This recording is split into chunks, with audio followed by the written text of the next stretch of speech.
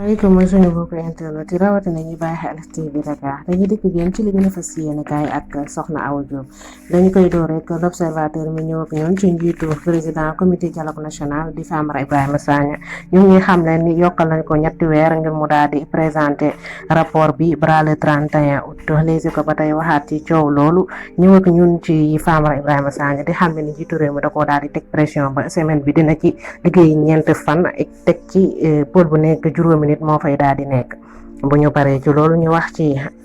coow la xew fële ca diwaanu Mali témoin mu ngi xam ne ni takk der yi ñu ngi wax population bi ñu daal di dellu gaaw seeni activité ndax réew mi mën a dox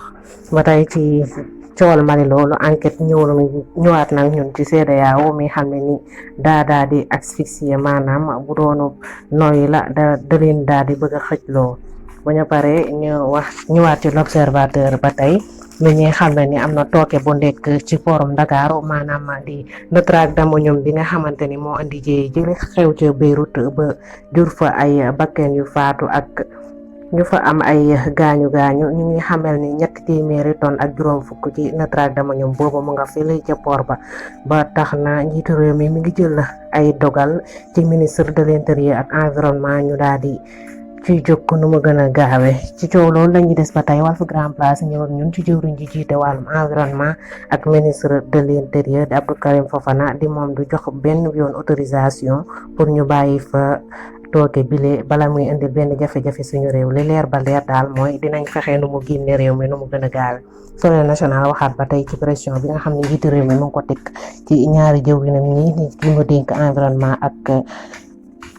intérieur mu ñëw ci ni mu gën a gaawe ñu càmbar lii lay di coow li bala ñoo andil benn jéey ci suñu réew mi de Libération wax ba tey ni Aboubacar Sadikh ak ñoom ñi nekk ci port de Dakar waxuñu benn yoon li xew ci Notre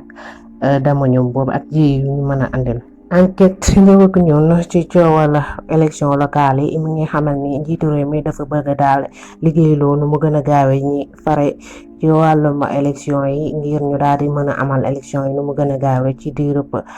21 mars bii di ñëw ci atum 2021 ci du quotidien wax ak ñun ci général Niami teg pression ñu yor wàllum